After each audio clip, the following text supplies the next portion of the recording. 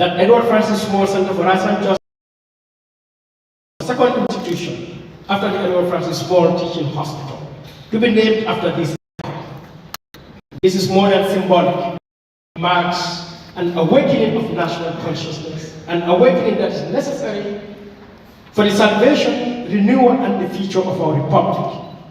We urge the government and other entities to name institutions, more institutions, initiatives, programs, activities, and places after Edward Francis Small and similar national individuals who made invaluable contributions to our collective freedom and development.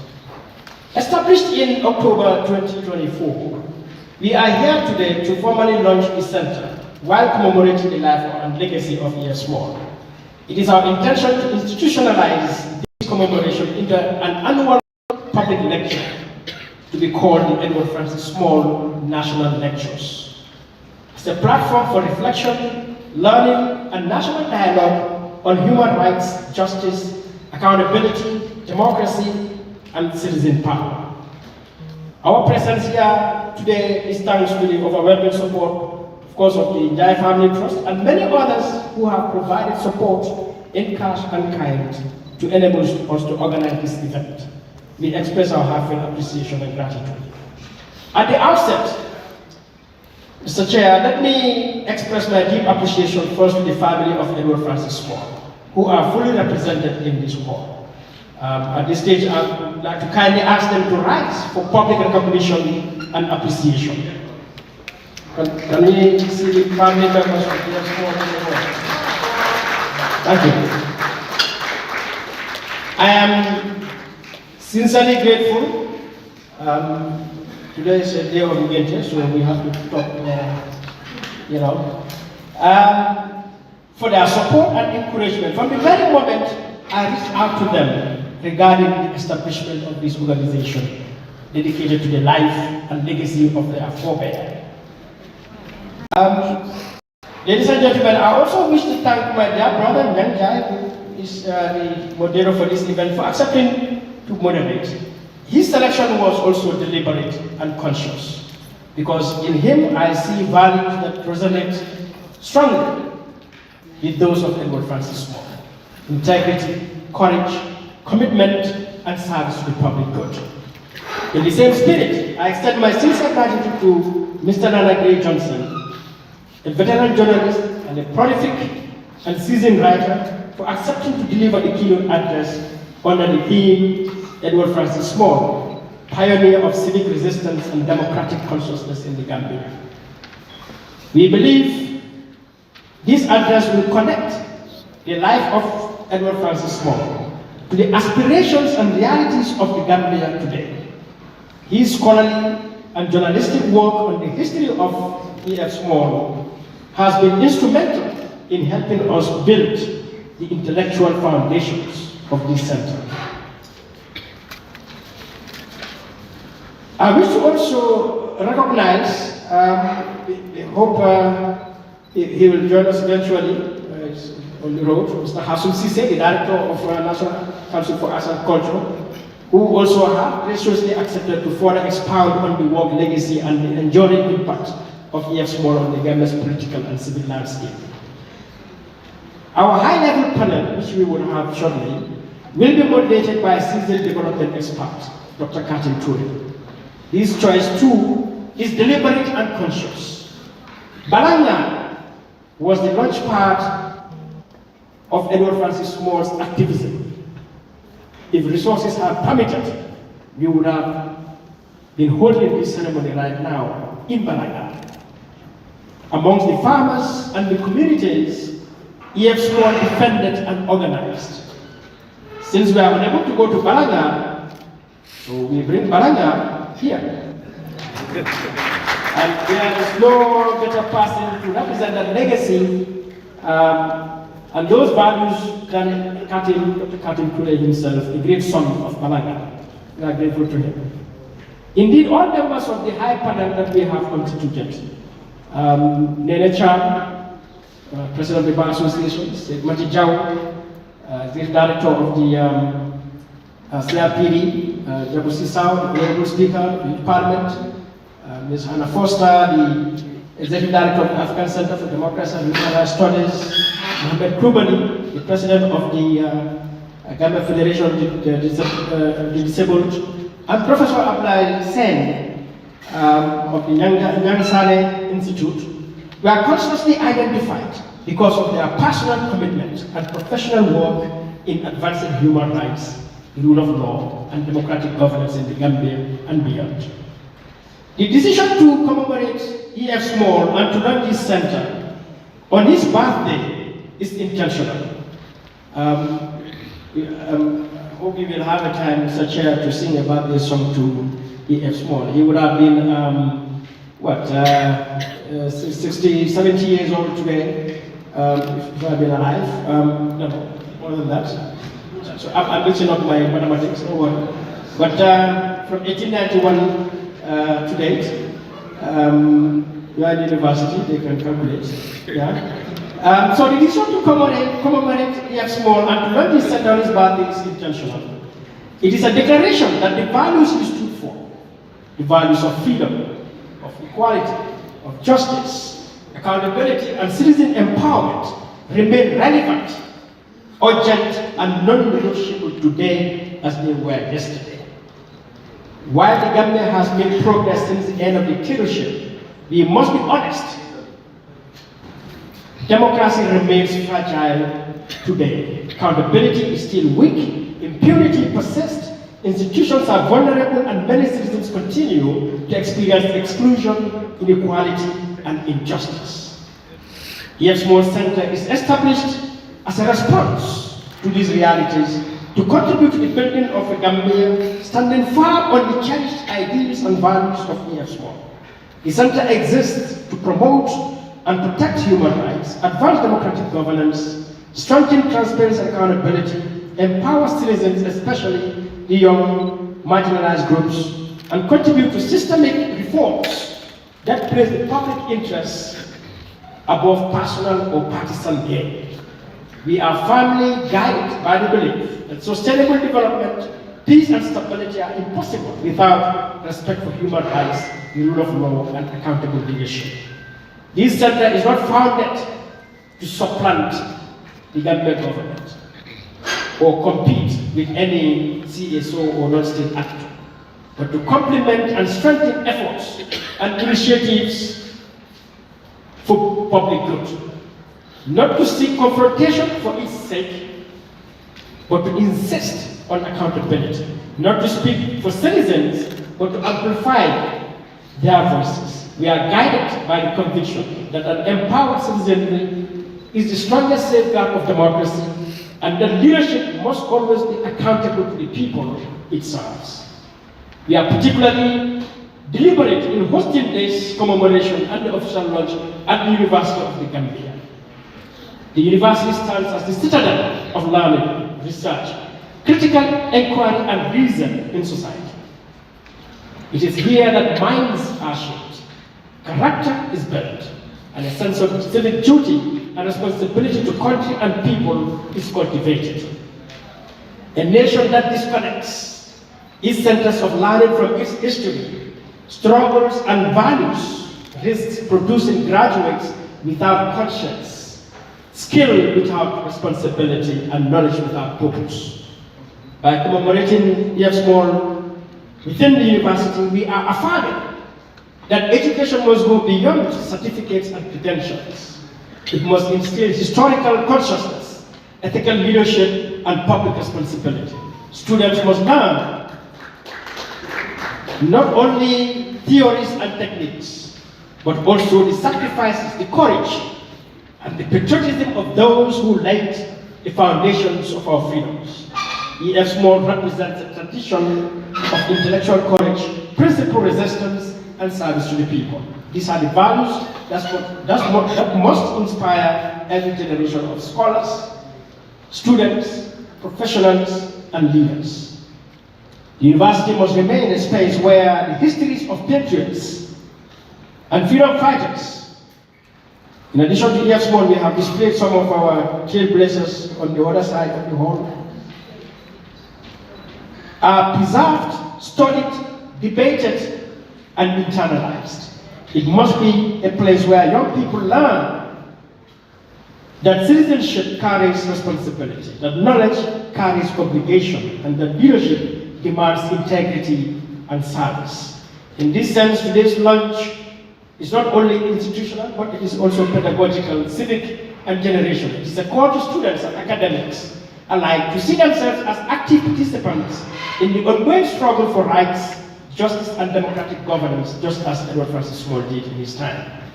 As we officially launch the center, we reaffirm our commitment to principled advocacy, evidence-based engagement, peaceful but strong action, constructive collaboration with civil society, the media, public institutions, development partners, and citizens at home and in the diaspora. We will engage, we will question, we will challenge, we will propose, and we will mobilize, and always guided by the Constitution, the laws of the Gambia, and our shared aspiration for a better Gambia. In commemorating Efscrj, we do more than remember the past. We recommit to the present and the future. We recommit to ensuring that never again is not just a slogan we chant, but a lived reality. We recommit to building a republic where power resides, serves the people, institutions serve public interests, and every Gambian can live in dignity, opportunity, and hope. Let today mark not only the birth of an organization, but the renewal of a national resolve to act, to organize, and to stand firm for rights, justice, participatory democracy, and accountable governance, just as Efscrj did in his time. I thank you all for standing with us, believing in this vision, and working this journey together. May the legacy of Efscrj continue to inspire our actions, and may Efscrj Center serve with integrity, courage, and purpose. And may the Gambia always move forward in freedom, justice, and dignity for all. I thank you all. Thank you so much. Thank you, Comrade Mighty Jabate. I think you've been steadfast in walking the walk, more so than talking the talk. I think you've done an exceptional job for the Gambia, and a good patriot never looks for a thank you, but looks for impact and change. And like you said, peace is just not the absence of war, but the prevalence of social justice. And social justice was something that Edward Small wanted for his people. So I think you've done a great job detailing who Edward Francis Small was, and happy having the birthday to Mr. Edward Francis Small. Next we have Mr. Philip Sen. Mr. Philip Sen is a board member for the foundation, or the center, sorry.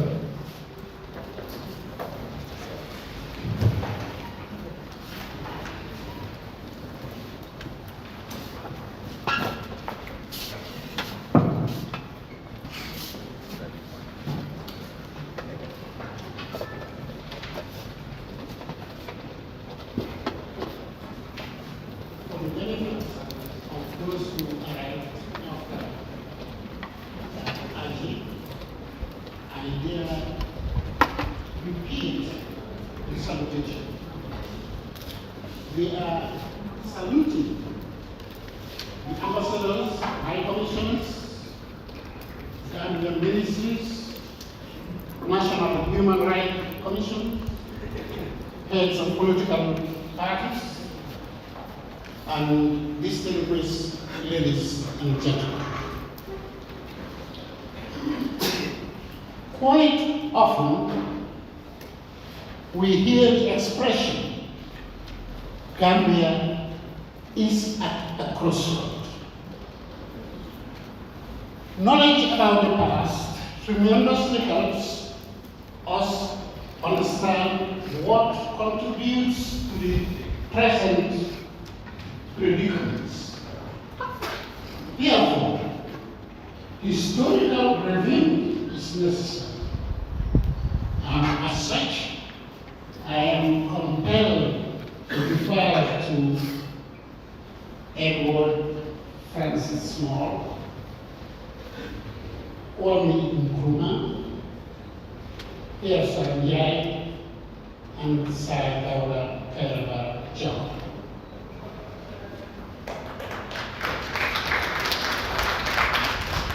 I will also briefly refer to Gambian culture.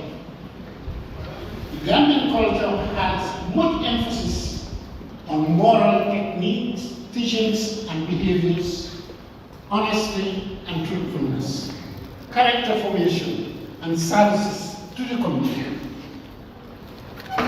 These help to build decent patriots and thought of Gambia first before self.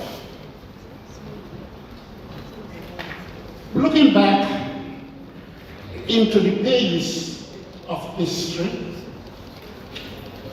Edward Francis Small, watchdog of the Gambia, and I focus on the paragraph fired for standing by the truth. A letter arrived in Balangar from the desk of the acting superintendent, Reverend G.J. Lane of the Wesleyan Mission at Dobson Street, Bathurst. The letter announced the termination of small services for impropriety of conduct. Impropriety of conduct. He lost his job. He was fired. The second quote: although the imperial governor succeeded in hounding out the patriot into self-exile in Senegal and extended exile in London, it was impossible to stop his mission. The British office in Dhaka chased him wherever he went, and soon the safe haven became quite unsafe. I move on to Nkrumah's quote. He said, "The independence of Ghana is meaningless unless and until it is linked with the total liberation and unification of Africa under scientific socialism." Attaining this independence, he said, that was not enough. I now refer to Efscrj. He, that is Efscrj, was asked, "What do you see in the future of this country?" He responded, "Hope. Hope. This country will never be destroyed. We just have to raise fewer thieves and more patriots. It is a blessed country." Pay attention to his concern. Thieves and patriots.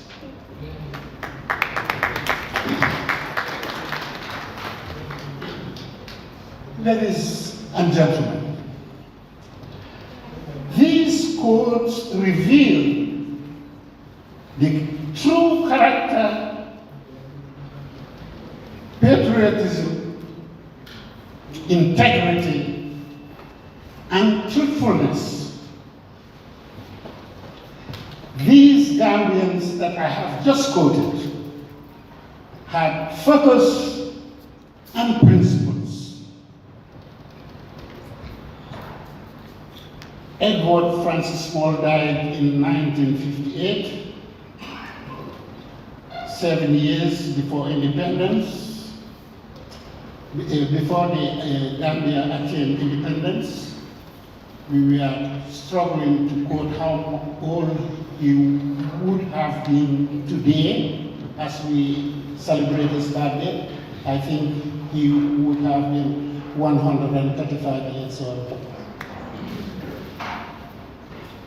His Gambianness was quite unique. He struggled against colonization. He toiled for a nation, sweated in defense of the poor, the laborer, and the marginalized. Maybe sad, maybe happy enough, but I would add, he left behind no wealth or earthly assets. The author of Watchdog of the Gambian deserves great commendation.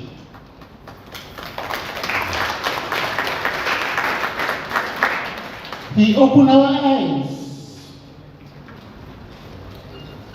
and that is why we were able to turn back the pages of history. I would also say the late Dr. James Langley and current generations of scholars on Gambian history, they also deserve recognition.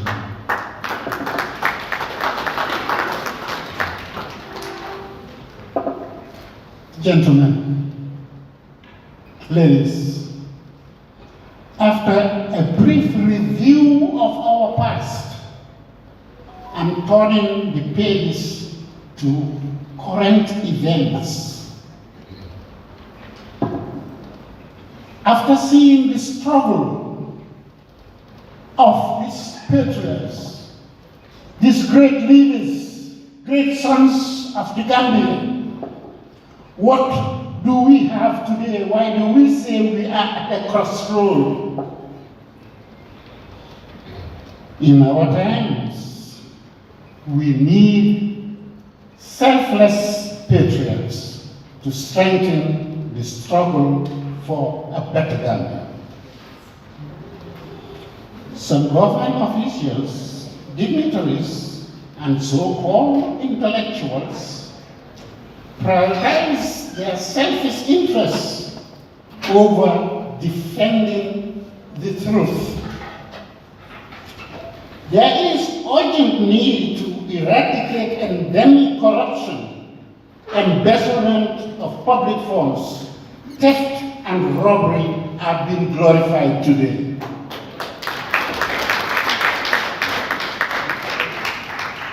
Nobody is ashamed to stand in public and tell lies. Those who grew up in my generation at school days in Banjul, we could remember. Anytime somebody takes a property not belonging to him, either belonging to a colleague or to the institution, what happens? Immediately after school, a crowd of students, sea of students would follow him, clapping, Jankaliko, Saka, Bar, Hoot.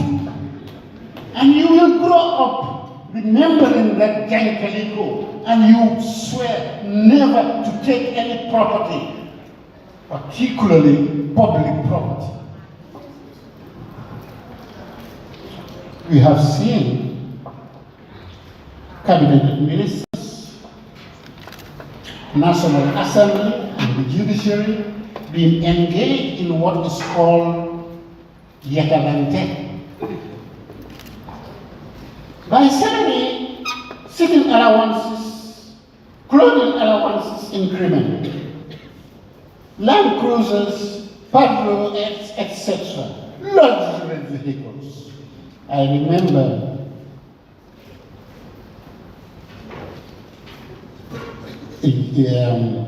our first president, when his esteemed advisors recommended to purchase a special armored vehicle for him. What did Salvador do?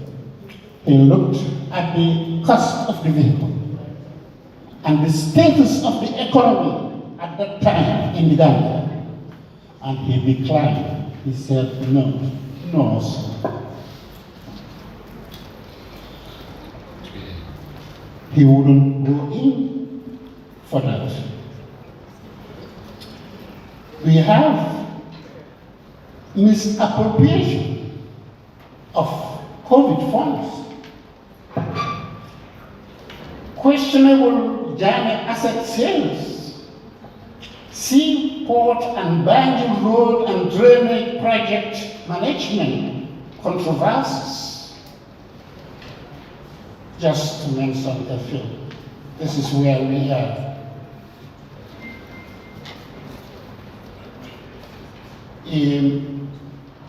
I will also mention a word, an expression that really hurts me. It is the expression, fankum fankum, noko ane bahna. These are wrong and are not typical of Gambian moral values. Noko ane bahna.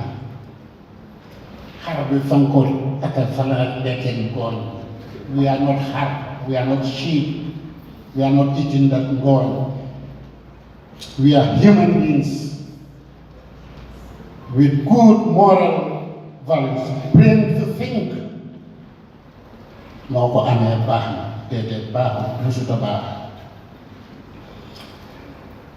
Also, I will say, greed is insatiable, unquenchable. Once you are greedy, nobody will ever satisfy you. You can loot. Our forefathers prayed that we have less thieves registered in our national birth register. But, sadly, we are not only having more thieves, we are having rogues, bandits, robbers, because they take even on daylight and they boast about it. Nothing will come out of it. I also had some expressions currently, and I say it is either a deception or deep in ignorance to claim that Burfoot, a village, is like Dubai, a modern city. To make this comparison, you are either deceiving or you are stupid.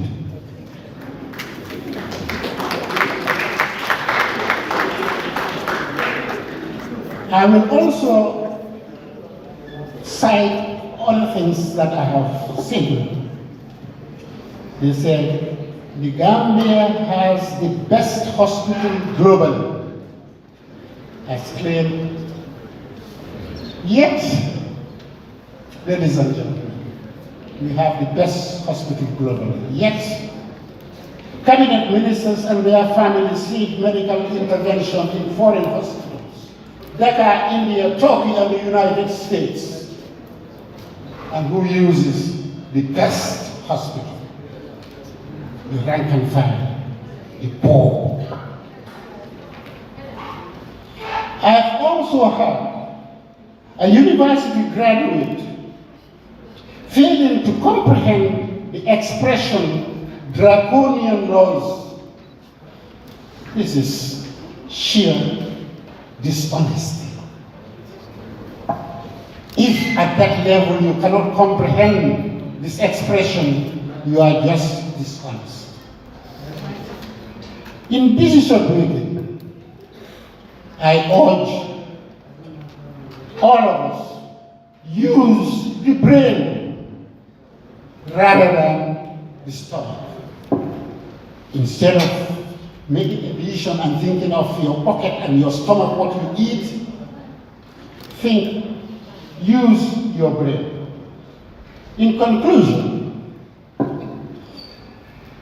ladies and gentlemen, the Edward Francis Small Center for Rights and Justice, inspired and guided by the work, commitment, and sacrifice of Edward Francis Small, would contribute to the attainment of good governance, sustainable development, and justice for all Gambians.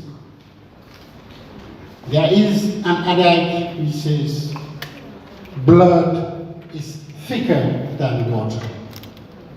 But ladies and gentlemen, I say, justice is thicker than water.